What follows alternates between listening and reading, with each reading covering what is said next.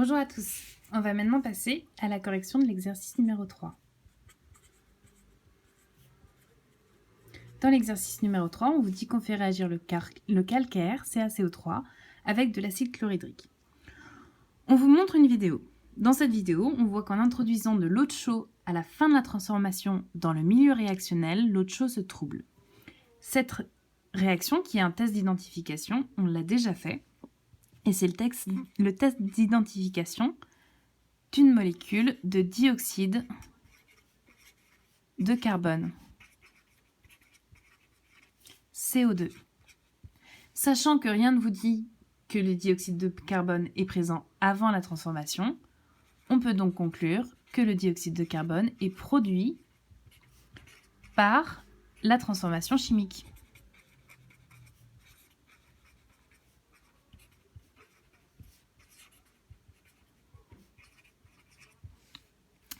Question numéro 2. On vous demande la liste des réactifs et des produits. Pour ça, on va noter les espèces chimiques présentes avant et après la transformation. Avant la transformation, on vous dit qu'on a le composé calcaire, CaCO3. CaCO3, et que on verse de l'acide chlorhydrique H+Cl- dessus. H+Cl-. Donc ça, ce sont nos trois espèces qui sont présentes avant la transformation. Pour les espèces chimiques présentes après la transformation, on a ici le dioxyde de carbone. On vient de dire qu'il était produit par la réaction. Ensuite, il faut lire les différents tests d'identification que nous avons. À la fin de la transformation, on a effectué différents tests. Le premier, c'est le test avec l'oxalate d'ammonium. Ce test, c'est un test d'identification des ions calcium.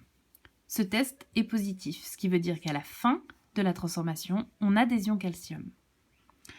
On vous dit aussi que la réaction produit de l'eau. Donc on a H2O. Enfin, on vous dit qu'ici, on effectue le test de présence des ions chlorure Cl-. Le test est positif avant la réaction. En effet, ici, on a bien des ions chlorure avant la transformation. Et le test est aussi positif après. Donc on a aussi des ions chlorure après la transformation. Ces ions chlorure, justement, ils sont présents avant et après la transformation. Ils n'interviennent pas dans la transformation. On vous dit dans le cours que certaines espèces sont présentes dans le milieu, mais elles n'interviennent pas. On les appelle espèces spectatrices et elles ne sont pas notées dans l'équation. Ce qui veut dire que dans notre liste de réactifs et de produits, les ions chlorure n'interviennent pas.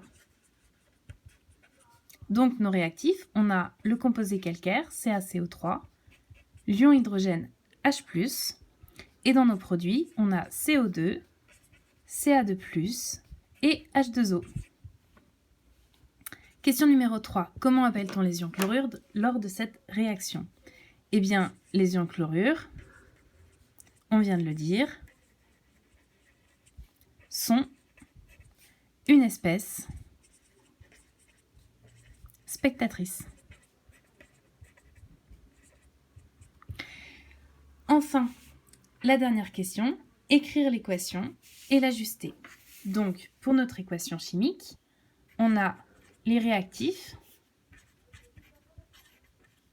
une flèche, les produits. On reprend donc notre liste ici. Réactifs CaCO3 plus les ions hydrogène H+, nous donne CO2 plus H2O plus l'ion calcium Ca2+. Ici, pour vérifier le principe de conservation de la matière, il nous faut le même nombre de chaque élément avant et après la transformation. Le composé calcaire, à l'intérieur, on a un atome de calcium, un atome de carbone et 3 atomes d'oxygène. L'ion hydrogène, c'est un atome d'hydrogène qui a perdu un électron, mais c'est une fois l'élément hydrogène. Ici, à la fin, on a un élément calcium sous la forme de l'ion calcium Ca2+, un élément carbone sous la forme de la molécule de dioxyde de carbone, Pour l'oxygène, on en a 2 ici dans le dioxyde de carbone, 1 dans l'eau.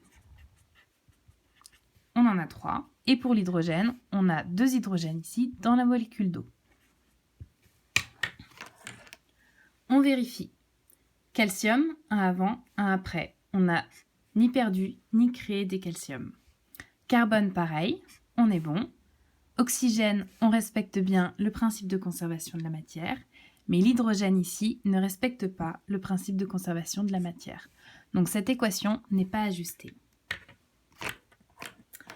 On ne peut pas enlever un hydrogène à l'intérieur de l'eau. Donc on va multiplier le nombre d'hydrogènes qu'on fait intervenir dans les réactifs pour en avoir le même nombre que dans les produits. Donc on réécrit l'équation. CaCO3 plus H+, nous donne CO2 plus H2O plus Ca de plus.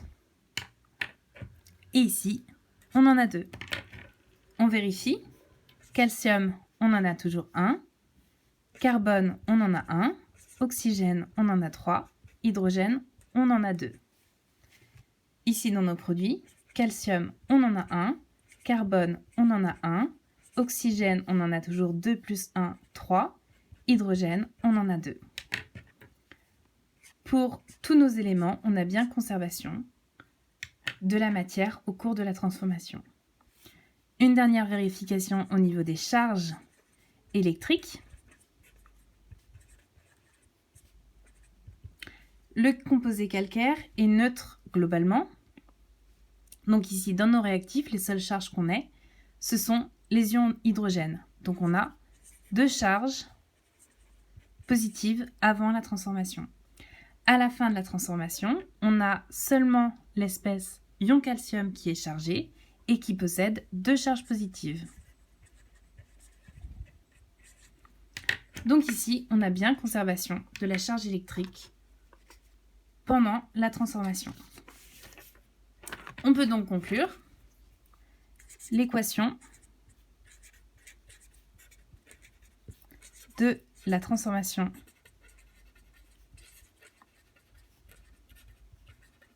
chimique est CaCO3 plus 2H+, nous donne CO2 plus H2O plus Ca de plus. Pareil, ici on peut s'arrêter là, ou on peut noter l'état physique de chacune des espèces chimiques.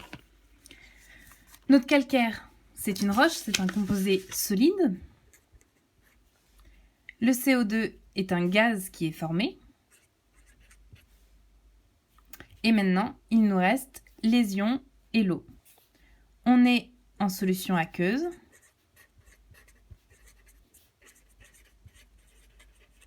Donc, soit l'espèce est un soluté, et alors elle sera notée petit AQ, soit l'espèce est le solvant, et on notera petit L. Ici, nos ions hydrogène sont des solutés, AQ.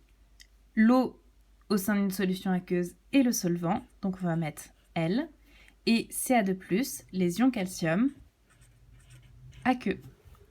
Maintenant, nous avons l'équation de la transformation chimique qui est ajustée et qui respecte le principe de conservation de la matière.